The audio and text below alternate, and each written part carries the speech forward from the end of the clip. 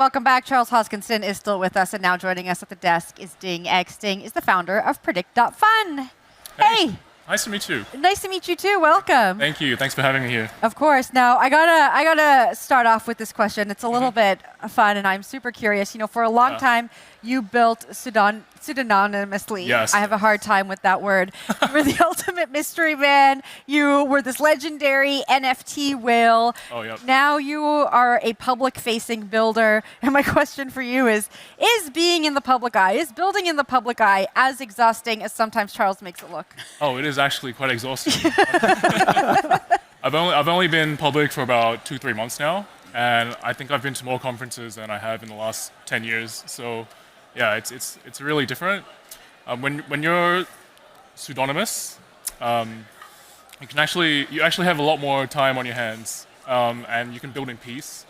And I guess it's easier interacting with users online than it is in person. So, yeah. So I previously built PancakeSwap, which is the largest DEX on BNB chain. When we launched that, I guess we didn't really have an offline presence of a community, but everyone was online, everyone was really excited, and you could really gauge a lot of the interest.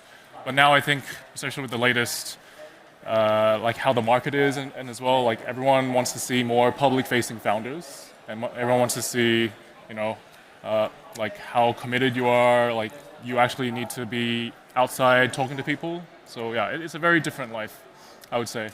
I prefer being pseudonymous for sure, but it's also fun seeing this other side of the crypto world. You're going to start losing your hair and gain 30 pounds. I've got really good hair.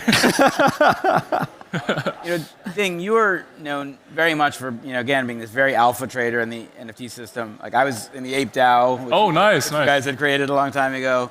And I remember at one point there was kind of that turning moment that sort of felt like, hey, we want to get out of all of our positions, both within Ape DAO as well as the NFTs. And here we are, fast forward now 2 or 3 years from there.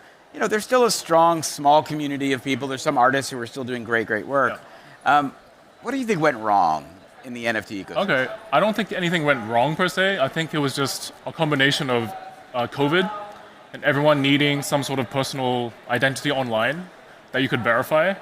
And I guess once COVID was over, you could just meet in person again, and you can just hang out with friends in person. So it was much different. I remember back in those days, everyone would have, I'd be terminally in Discord channels, like hundreds of them, and you're just chatting with people every day because I was in Shanghai at the time actually, so we had like a 3-month lockdown in my apartment. So I was just online every day. So I think it's more of a like a way of of the NFT space kind of trying to mature a bit more from the speculation side. And so there's still a lot more artists at the moment. I think many of the top NFT projects have still survived and are doing well, but it's more of a builder, like a real builder kind of a system now. Yeah. I always wanted to ask, how do you think meme coin mania affected NFTs? Meme coin? Yeah, NFTs came first and then meme coins. Did it take a lot of the interest out of the NFT? Yeah, I think it did. Because there's a huge crossover between the two. Right. A lot of my friends in NFTs went to meme coins. It's just the speculation aspect of it is just where the money flows all the time. So from NFTs, you could mint something for 0.1 ETH, and it could go up to, back in the day, you could go up to like 2-3 ETH in a day. Right. That's like a 20x. It's very similar to meme coins now, or at least half a year ago or a year ago, where you could just buy something, it could go up, and that's a story that you would sell, and people would flock to that. So yeah, I agree. Like a lot of people went from NFTs to meme coins, and then maybe to prediction markets. And now I think yes, good flow into prediction markets. I think, which is the next thing, which is really interesting. People actually have fun, and yeah. So how do you roll them all together and have NFTs, prediction markets, and how do you roll them together? Into one thing. What's the next PancakeSwap? Oh yeah, well, so I'm building Predict.fun, which is a prediction market on the BNB chain. Mm-hmm. So actually, your positions are actually NFTs on chain, but no one's actually figured out how to use that yet. That's something that, because we have a good background in DeFi and building DeFi products, we're trying to combine DeFi with prediction markets. So there's so much liquidity in DeFi that it's such a waste to not have Polymarket or any other on-chain prediction markets use the DeFi liquidity available. So what we're trying to do is, first of all, we're providing yield to position holders on prediction markets, where as soon as you open a position, your funds get deposited into an on-chain lending protocol, so they get the yield over time and it's on-chain. There's also, because they're NFTs, the positions, there's no reason why you can't use them as collateral to do lending, to do borrowing, to do some sort of leverage as well in the future. So yeah, there's a lot of untapped potential with DeFi and prediction markets. And NFTs, yeah. We were just speaking with Charles about kind of the financialization of everything. And I know prediction markets are really having their moment right now. But how are you thinking about the sustainability of that? Are humans going to want to continue to bet on everything under the sun? Like, how does this evolve? Yeah, I mean, gambling has been around for a long time, but we don't use that word in prediction markets. We use trading information, right? So it is going to be, I think, very intertwined with a lot of every aspect of trading or some sort of financialization. People love like the crossover between news, media, events, and being able to place a wager or bet on which direction, like who wins what, is going to be very intertwined. It's very easy to get exposure from that stuff as well. I think a lot of the poly market, most of the viral tweets are on big news events that they had, good odds on before. Public opinion had those, which started from the Trump election. So, yeah, I think it's going to be very intertwined with everyday living. Yeah, as easy as strolling through TikTok or Instagram. Sometimes I'm sure in the future you'll be able to see, scroll through events and see what the odds are if you want to, be contrarian and that kind of stuff. Yeah. Do you think the large social media guys are going to finally enter the industry and actually put their own prediction markets and their own wallets in the platform? Because every 3 years they talk about it, but they never do it. Well, I think if they have enough incentive to, they will. And I think that's part of the future of prediction markets too, is you need to be incentivizing the right people. So with on-chain prediction markets at least, you can see who the creators are, what kind of volume they're bringing in, and then if you reward them with fees in the future or incentivize them as creators should be incentivized, then there's an incentive for them to come into the space and post more about what they think will happen or not happen. I wonder, Ding, we're going to be on a panel tomorrow. Yeah. Almost the merging of both of your worlds right now. There was a story that came out during the Super Bowl about someone who picked 11 out of 11 for the halftime show specifically. Yes. And so it was very, and it was an on-account very specifically. Seems to be an insider who just knew all the things that was happening and bet against them, and they were able to shield their identity by doing so. So you could have had that being Bad Bunny for all we know, who was making bets on his own show that he guaranteed the answers to.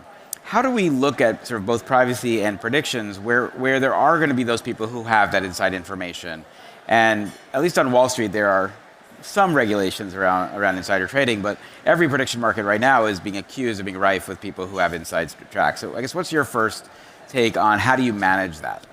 Yeah, it's a very delicate topic and complicated as well. So I think it starts with how you define insider information. So I think Tarek, there was an interview a few days ago, or just yesterday, saying, if you place thousands of people in front of supermarkets, like let's say Costco around the world, and you count the sales every day, and you can see how many people are going in, how many people are going out, and you make a prediction based on that. Is it really inside information if you're gathering the information yourself?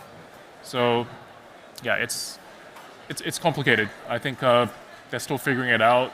I think there's definitely going to be different definitions of inside information going forward, and we're going to adapt to however it comes as well. Yeah, we'll be talking more on our panel tomorrow. Yeah. And Charles, do you think it's a challenge or an opportunity within the privacy world of No, shield that? Because what's going to happen is you'll have very sophisticated selective disclosure tools, and so you'll be able to say pseudonymous, but then you can prove attributes and properties, like you're an accredited investor, or you're allowed, or you're not affiliated with a particular entity, because somewhere in the chain somebody knows the real life human identity, but on chain it's a zero knowledge proof. So you can see that with the non-cred standards or these other things. We've built quite a bit of software for that. We have partners like ZK.me that do great work there. So I don't think it's necessarily a huge problem. It's a bigger question. I like where you're going with it, the epistemic hygiene of what is insider information, because hedge funds are notorious when they trade oil of measuring how deep the tankers are in the water to estimate inventories, and that's derived knowledge that gives you a trading edge, and you're allowed to do that. It's problematic when you're the CEO of the pharmaceutical company and you know the FDA approval is coming on Tuesday, so you call your brother and be like, hey bro, you need to buy on Monday. Or if you're the president or something and you're going to tweet something, you let somebody know, and then suddenly the market goes way up or market goes way down. That does feel like a distinctly different thing and a misuse of authority, and there's patterns for that. The SEC has very sophisticated algorithms to look for insider trading signals, and a lot of them have been tripped in the cryptocurrency industry, and there's been very mild enforcement since Trump took office with it. So I think at some point we're going to sort it out, but it's going to get worse before it gets better. But I think ultimately technology can create these kind of pseudo-permission markets where you have to prove something, but you don't have to reveal your identity, and they're still intrinsically decentralized. We're going to wrap up in just about a minute. Charles, I got to ask you, if you could go back in a time machine and be pseudonymous, would you do it? You had a great life, man. At least. I've done both sides. I've had some projects I've worked on where I was pseudonymous, and that was a lot of fun. It's fun to be public because you get to meet people and you get to know people. You just can't let the criticism bother you. And it takes a few years to get there because, people, they judge every component of your life and then you get pretty deranged over time. And it tends to be connected to the price of your token. So, it goes up, they love you, and it goes down, you're the worst human being in the world. But I wouldn't give up the relationships I have for anything in the world. There's so many good people throughout the world. I've been to 75 countries in the last 10 years, and I've probably met more than 100,000 people. And there's a lot of love there. So net, it's a positive, but it definitely carries a lot of downsides and risks. And a lot of founders have to understand that. And I hope to give people a third option, where instead of being totally anonymous or being, a real life identity, you can be pseudonymous and have a sustainable reputation, but you don't actually dox your real life human reputation, but we can still trust that. And I think a lot of people will choose that third option because they can still build relationships with people, especially with digital twins, because now you can represent yourself as a digital twin and they can talk to people and so forth. Charles Deng, thanks so much for joining us at the desk. It was a pleasure.